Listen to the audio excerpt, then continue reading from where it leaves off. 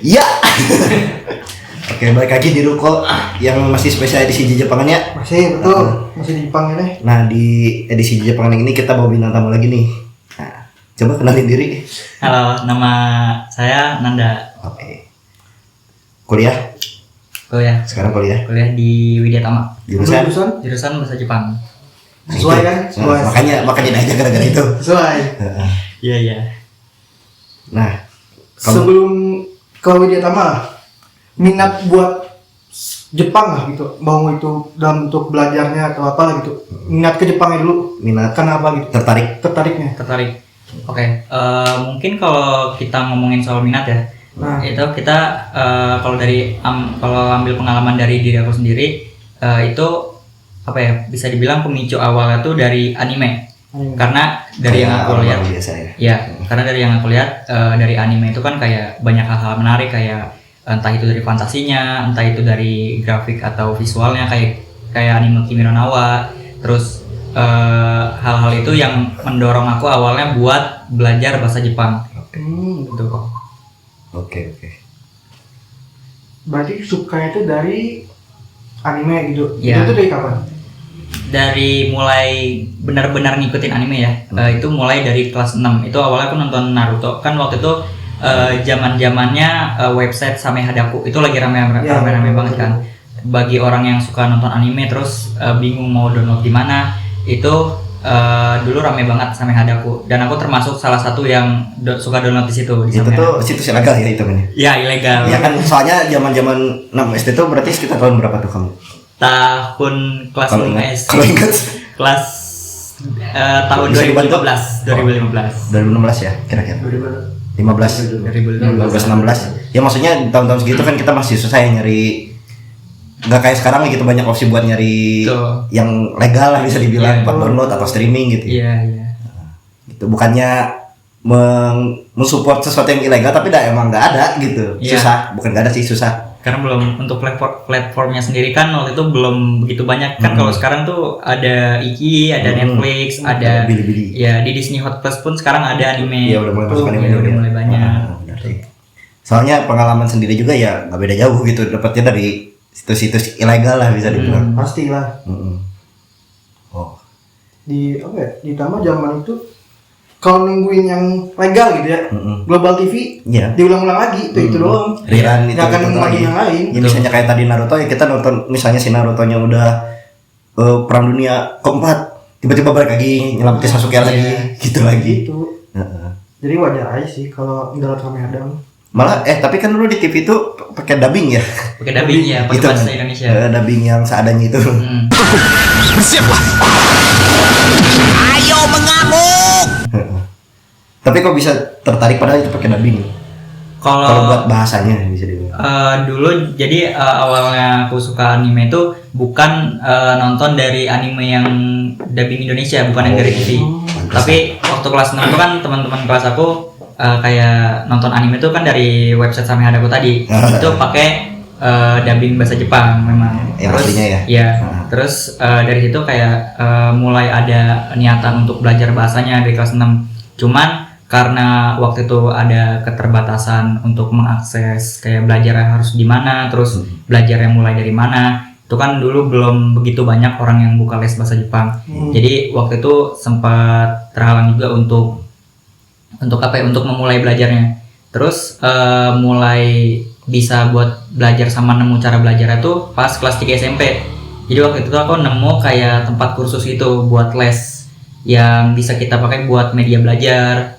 Nah di situ aku sempat nyoba-nyoba kayak hafalin hiragana, hafalin katakana, dan ketika aku nyoba itu emang seru juga gitu, bisa belajar atau bisa baca huruf hiragana yang jarang orang bisa gitu, kayak keren aja gitu waktu umur segitu. Itu tempat bimbelnya itu bentukannya kayak misalnya kayak tempat bimbel LIA atau F-nya yang kalau misalnya kita belajar bahasa Inggris gitu, atau beda lagi?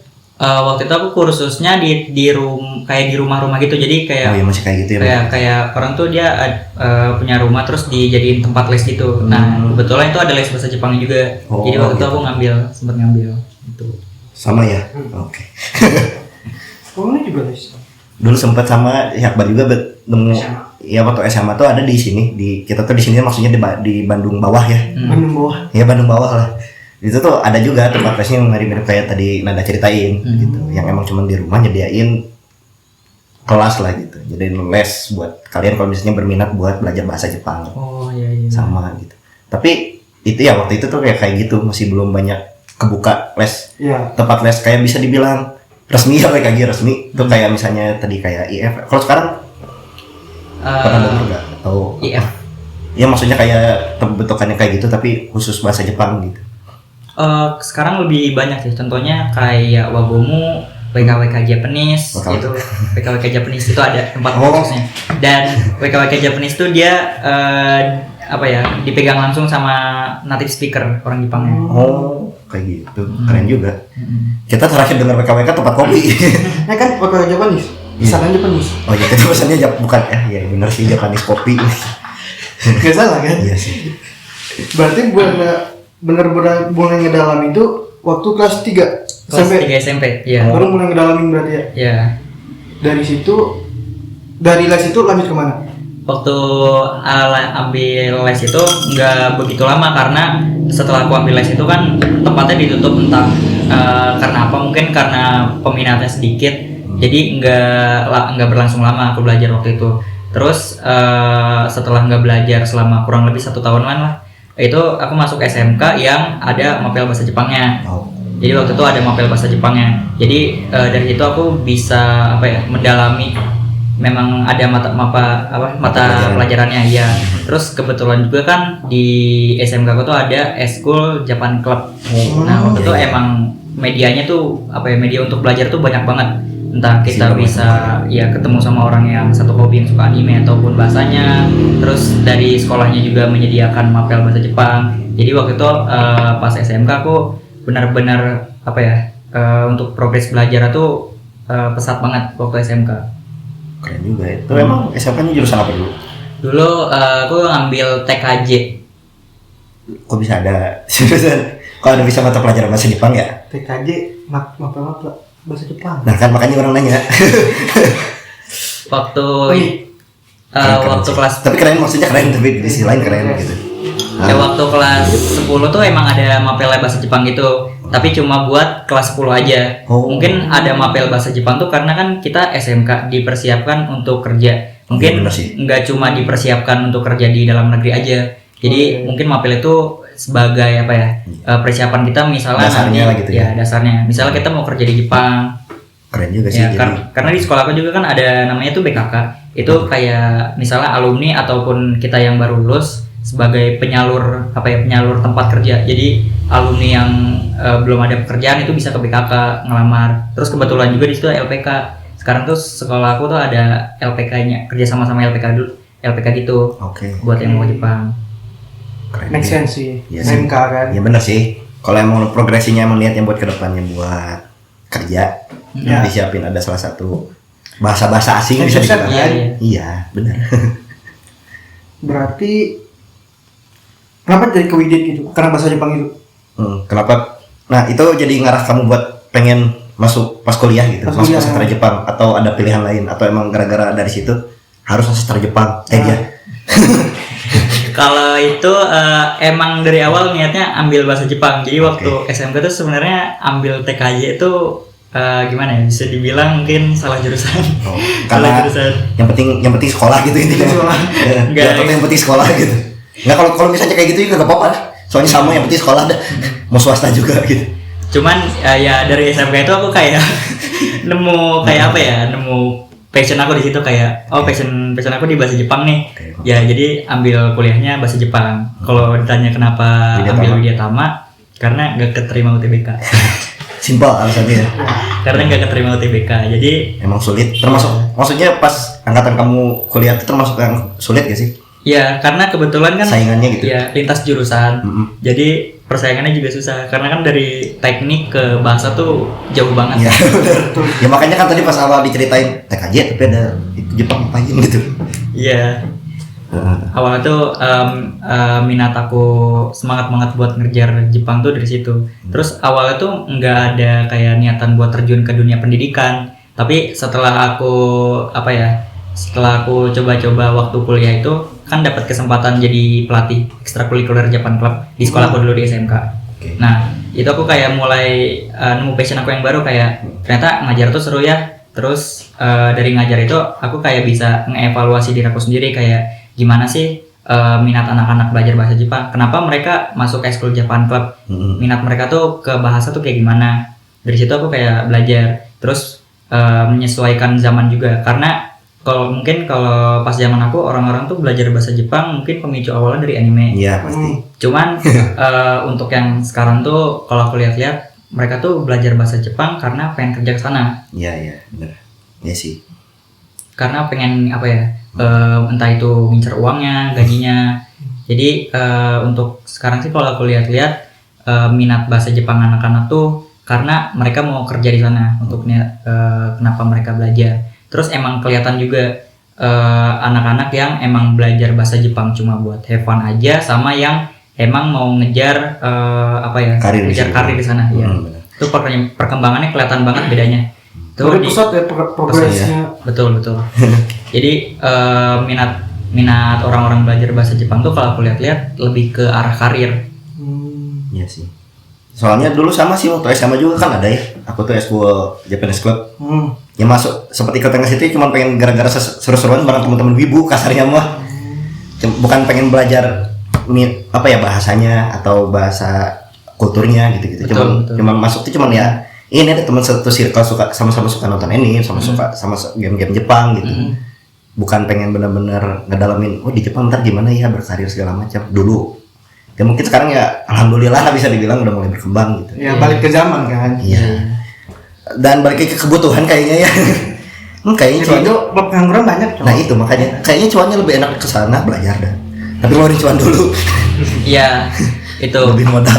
Dari yang aku lihat juga di ekstrakurikuler yang aku ajar juga sekarang kayak gitu. Beberapa anak memang ada yang masuk tuh niatnya buat cosplay dan seru-seruan aja. Ya kan? Tapi ketika mereka disuguhi kayak buat belajar bahasa Jepang, mereka tuh kayak ngelihat entah itu ngeliat kanji atau hiragana tuh udah excited gitu. Ya maksudnya udah nggak mau belajar duluan. Jadi mereka tuh cuma mau kayak belajar cosplaynya, budayanya doang.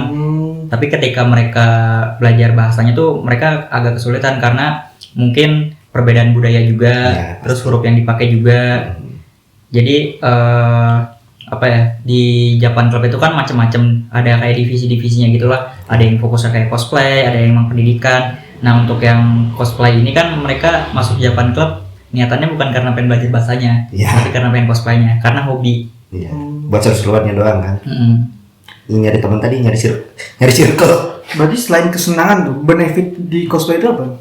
Benefit di cosplay. Kalau misalnya nge-cosplay yang kamu tahu. Kalau di cosplay sih benefitnya kan beberapa cosplayer tuh ada yang menjadikan itu sebagai karir. Oh iya sih benar. Nah untuk karirnya tuh kalau yang dari aku lihat tuh entah itu dari endorse, entah itu mereka bisa merentalkan kostum yang mereka punya ke orang lain, itu bisa jadi ladang bisnis yang lumayan menggiurkan lah untuk yang cosplayer juga. Apalagi kalau ngelihat sekarang tuh peminatnya makin banyak ya. Orang yang cosplay. Makanya ketika kita buka usaha yang kayak gitu misalnya minimal nyawain kostumnya aja deh.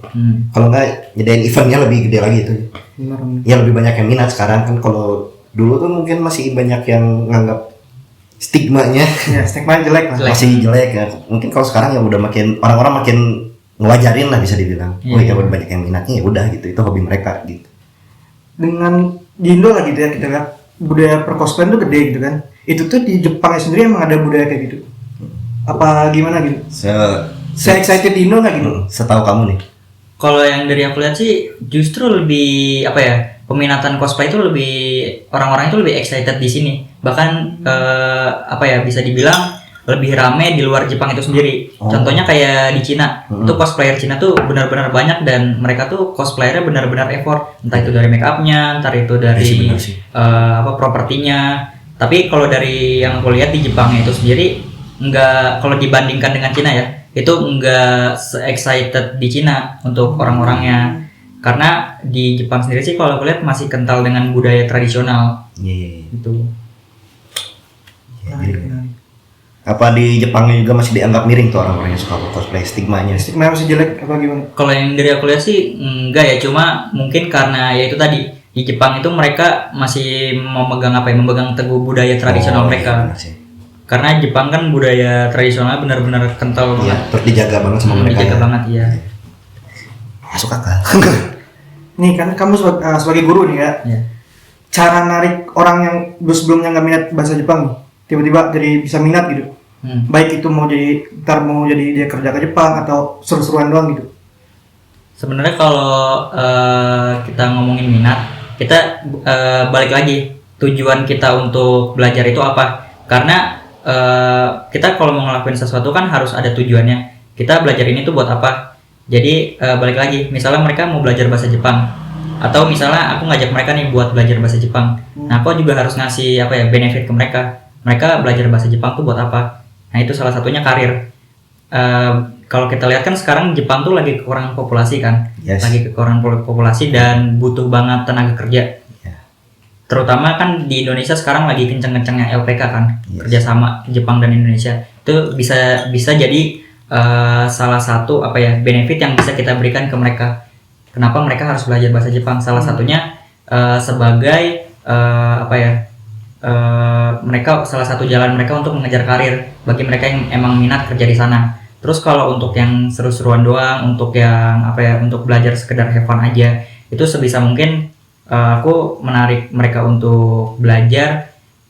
Untuk materinya sendiri aku bikin bervariatif, nggak cuma mungkin guru kebanyakan di kelas tuh cuma ngajar secara teori, ini caranya kayak gini, terus cara ngomongnya kayak gini, cuma itu doang. Kalau yang dari aku lihat dari POV aku sebagai Pengajar. bukan sebagai muridnya yang melihat guru yang ngajar kayak gitu, itu jujur aja ngantuk, ya boring. Iya sih benar. Orang gitu diajarnya. Iya. Dulu kita waktu SMA kan sama punya ada mata pelajaran Jepang waktu Iya. SMA. Ya sama gara-gara kalau pas gurunya yang guru tetap ya bukan yang PPL kan biasanya ada PPL dekat-dekat kelas semester itu. Ya lebih boring aja gitu. Aku juga sampai sekarang cuman ingetnya ohayo doang gitu. Sementara pas bagian yang PPL tuh dia cara mainnya lebih ke ngajak kita gitu tuh buat interaksi kayak apain kayak Ya, cuma betul. sengaja. Ini teorinya dia nulis gini kalau kerjain tugas beres gitu kan. Kalau yang gurunya, Iya. kalau yang PPL-nya beda gitu cara ngajarnya. Iya, jujur aja kalau mereka cuma ngajar teori terus ngasih tugas ke muridnya kayak gininya, itu Tiba-tiba ulang harian gitu. ya itu boring banget. Justru salah satu cara pengajar buat menarik mereka untuk minat ke bahasa Jepang, salah satunya belajarnya cara mengajar harus bervariatif juga. Entah itu dengan sistem role play, jadi setelah kita ngajarin teorinya, kita tuh mendorong mereka untuk praktek secara langsung, untuk pempraktekannya kayak gimana, terus cara pemakaiannya kayak gimana. Jadi mereka tuh nggak cuma menerima materi dari kita, tapi mereka juga mencoba gimana sih cara ngomong yang benar. Iya langsung praktek ya. Terus dari cara ngajar aku juga, ketika mereka salah itu aku kasih tahu. Jadi nggak kayak mungkin kebanyakan guru ada yang kayak muridnya salah tuh dimarahin.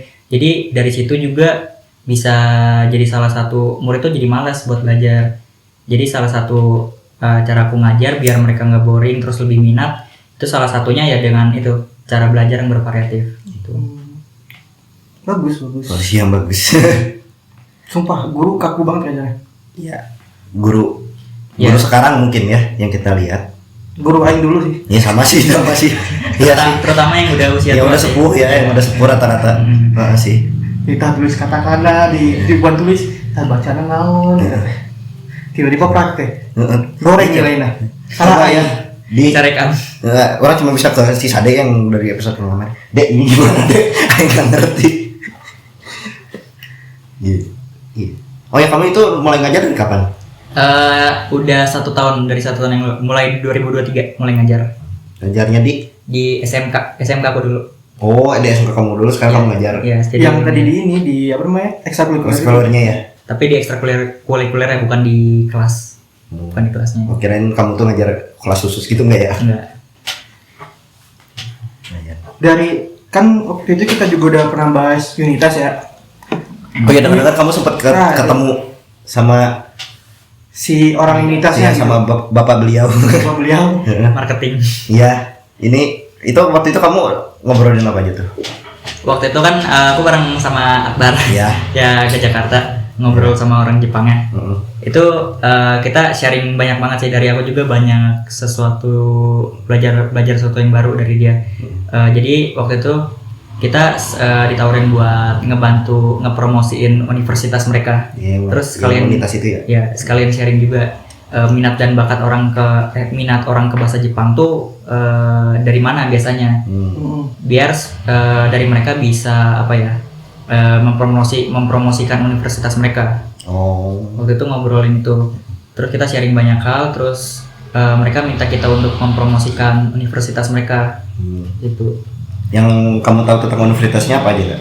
Dikasih tahu gak sama dia? Waktu itu di universitasnya tuh bisa dibilang universitas swasta. Nah, dari mereka itu apa ya? Ngasih tahu ke kita kalau marketing dari mereka tuh agak kurang kan. Bahkan orang Indonesia yang kuliah di sana cuma berapa ya? 3 orangan kalau nggak salah. Dan setelah aku dengar penjelasan dari dianya, ternyata emang kurang secara marketingnya. Jadi kita tuh apa ya, nyusun rencana buat mempromosikan kampus mereka ke komunitas-komunitas yang memang minatnya ke bahasa. Khususnya bahasa Jepang gitu ya? Iya. Di sini di Indonesia? Iya. Oh gitu. Salah satunya. Itu obrolannya ternyata. Berarti bridgingnya salah. Sedangkan orang Indonesia itu lebih banyak senang Jepang itu buat funnya doang. Iya, buat seru-seruan. Tapi kita tuh langsung apa namanya, nyudutin banget ke pendidikan. Iya, pasti bawaannya boring kan. Boring. Maksudnya kayak tadi kita dengar para guru mengajar aja, kita aja bawaannya boring gitu. Ini kalau kita mempromosikan sesuatu bisa dibilang khusus untuk pendidikan dengan cara langsung, ayo belajar di sini. Mau sih gitu kan, pasti respon kitanya gitu sebagai apa ya, orang yang mau belajarnya lah apa sih gitu. Orang di sini gue cuma pengen ikutan event cosplay seru-seruan sama temen doang gitu. Iya. Itu kalian mereka langsung caranya mungkin. Makanya peminatnya cuma tiga doang. 3 orang dari Indonesia. Gila. Tapi waktu ngobrol kemarin kalau ngeliat si Tembus visinya lagi tembus buat main futsal aja gak nyampe aja. bagus nggak gitu buat ke si orang Indonesia yang bakal buat kuliah lah atau buat kerja gitu. Kalau dari visi mereka yang aku lihat sih bagus banget ya, apalagi kan itu kampusnya swasta dan dari luar negeri juga. Entah itu dari fasilitasnya, setelah aku lihat-lihat brosurnya itu emang bagus banget untuk orang yang emang mau kuliah ke luar negeri. Secara fasilitas, terus secara pendidikan juga bisa dibilang di atas rata-rata lah untuk kualitas pendidikan di sananya. Jadi untuk universitas untuk unitas ini sendiri itu bisa aku bilang sangat recommended. Buat kita bisa Iya. pengen belajar dan Iya. melanjutkan karir ke sana gitu. Iya, betul. Misalkan nih orang umum mau ke universitas nih, adakah persyaratannya atau misalkan Yang kamu tahu, harus bayar lah atau emang gratis dari sana atau gimana? yang setahu kamu. Kalau yang dari unitas sih waktu itu setelah aku lihat brosurnya itu memang ada beberapa pembayaran yang harus kita lakuin. Contohnya kayak pembayaran asrama, terus pembayaran uang gedung, sama aja kayak kita kuliah di sini. Ada asramanya iya. Tapi itu worth it nggak gitu? Menurut kamu? Menurut kamu di Indonesia gitu? Setelah kamu lihat tadi, buat orang-orang Indonesia kira-kira buat mereka sampai mau, kayaknya worth it nih gue ngeluarin duit Kalau yang buat belajar di sini. dari aku lihat sih worth it banget ya. Secara kan universitas itu swasta, terus di luar negeri juga. Jadi kita tuh bisa apa ya, belajar bagaimana orang luar tuh berpikir, belajar bagaimana orang luar tuh menerima suatu ilmu. Jadi untuk orang-orang yang emang suka apa ya, suka bersosialisasi, terus ingin belajar lebih dalam tentang budaya orang luar, itu emang worth it banget. Berarti secara benefit pengalaman dan pelajaran buat kita ya pasti udah dapat lah gitu ya, pasti gitu kan. Betul. Tapi kalau misalkan kita berandai-andai nih, kita masuk ke universitasnya bisa ada kemungkinan berapa persen lah gitu ya buat ke Jepangnya gitu. Misalnya kayak untuk kuliah lagi atau kerja udah langsung ditarik gitu, apa harus ada tahap-tahapan lagi? Untuk yang di unitas sih waktu itu waktu dijelasin sama yang marketing dari unitasnya itu cuma harus memenuhi persyarat pembayaran aja untuk waktu itu, dari yang aku tangkap sih itu. Terus ya itu tadi buat unitasnya itu kan worth it banget. Jadi untuk orang-orang yang emang minat buat belajar di luar negeri, bagus banget universitasnya. Ya ada Jangan lupa daftar aja. Worth it kok. ternyata lumayan lah jaminan ya kalau Ya. misalnya buat kita belajar serius. Walaupun- buat melanjutkan karir Apa atau namanya? pendidikan. Walaupun belum tentu bakal bisa langsung Jepang, setidaknya udah ada pengalaman dulu buat mencoba lagi. Iya, pengalaman dan seenggaknya ilmunya lebih saklek lah gitu, buat kitanya bekalnya lebih matang gitu. Kalau misalnya suatu saat kita ada rezekinya buat dapat kerja di sana. Yang apa kan Unitas sendiri kan dari si Eta tadi kan universitas dari Tokyo sendiri kan, Iya. Jepang sendiri. Iya. Maksudnya orang Jepangnya langsung gitu, Iya, jadi orang bisa Jepang. tahu budaya orang sana gimana, Iya. apa yang harus kita lakuin sebagai orang Indonesia buat kesana ntar, apa Gak yang cuma nggak boleh gitu kan. gak cuma sekedar kita belajar bahasa doang kan. Ah. Kita dikasih tahu juga ntar di sana kayak gimana. Bedanya sama kita misalnya kerja di sini gimana. Jadi dapat insight-insight budaya-budaya di sana lah gitu. Ya, tas mantap. Soalnya beberapa orang kan yang Jelek banget kayak ini. misalkan yang kerja di Jepang nih ya, banyak kayak kemarin ada kasus gitu kan, yang orang Indonesia tuh rusuh lah gitu, bikin geng segala macam gitu. Dengan Oh, yang Indo orang- kan itu kan salah satu perbedaan budaya Iya, kan, iya. Jepang sama Indo. Yang orang-orang norak kemarin. Maksud orang tuh gini, di Unitas kan udah bakal dikasih tahu budaya Jepang tuh gini, apa namanya, sistem sosialnya lah gitu. Iya bisa dibilang. Jadi pas orang Indonesia datang teh, sebisa mungkin ini yang dilakuin gitu, stepnya pasti udah Step-step dan kelihatan lah gitu. tata krama attitude-nya semuanya dia harus tahu. Oh, apa do's and doesn't-nya harus ngapain ajanya udah Iya, tahu. betul, Gitu. betul. Kayak hal simpel aja merokok lah gitu. Iya. Di Indo mah bebas kan, gimana aja. Heeh. Di Jepang merokok dikit denda Polisi. coba kan, tangkap kan. Hmm. Apalagi kan statement apa ya? Bukan statement ya. Pandangan orang luar Stigma. buat orang Indonesia teh jelek tuh. Maksudnya petakilan lah gitu. Iya, Iya. betul. Apa ya bahasa seenaknya lah bisa Nah, dibilang. senak jidat lah gitu. Kalau bahasa Sunda nama sekadaek. Aing lagi ngomong sekarang betul anjir. Kasar. Sekadaek. Bener. Gitu. Iya. Iya. Berarti kalau misalkan dilihat dari visinya kita sih buat ngelanjutin kerja atau kuliah lagi, Atau minimal kita dapat bekalnya dulu juga udah worth it banget ya. worry parah. Kalau melihat dari visi unitas yang disebutkan Anda tadi ya, udah bagus itu. Soalnya kan rata-rata sekarang kayak misalkan apa ya, bisa dibilang itu bimbel apa gimana maksudnya universitas. Atau emang sekolah kayak Sekolah. kampus. Itu emang sekolah kayak kampus gitu. Jadi kayak kuliah lagi lah Iya, kasarnya. iya. Oh, kalau misalkan kampus bisa dibilang Lebih worth it lagi dong. lagi anggap aja kita lagi di klub bola gitu, kita berada di akademinya. Ya Iya. dari akademi nanti naik. Jadi Neymar. So, orang mikirnya unitasnya kayak ya LPK gitu. Ya awalnya orang pertama kali dengar unitas kirain ya cuman kayak bimbel ya kayak yang tadi orang sebut kayak LIA, IF kayak gitu.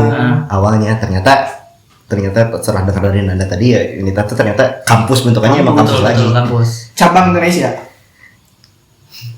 Cabang. Nggak mungkin kan? Nggak mungkin hidup di Indonesia cabang dong. Iya. Iya. Menarik sih unitas. Iya. Kalau ya sekali lagi kalau misalnya berminat ya Boleh datang. Datang kemana emang? datang untuk daftar maksudnya. Emang online daftarnya? Bisa Daftarnya kali. bisa online. Ada Bisa websitenya gitu kalau nggak salah. Website. Di akun Instagramnya juga ada. Oh iya. Nanti Bisa dilihat aja sendiri. Mampus Ntar ya. masuk ke link sendiri. mampus yang aja. Editor bingung dah. Gak tahu siapa Aman. Ya kayaknya daripada nungguin editor pusing ya. Kita udahin buat episode ini. Makasih banget ya Nanda. Ya, terima Thank kasih you juga. buat hari ini. Buat insight-insightnya. Ditunggu di ruko selanjutnya yang makan lebih. Bye. Masuk unitas guys. Yes.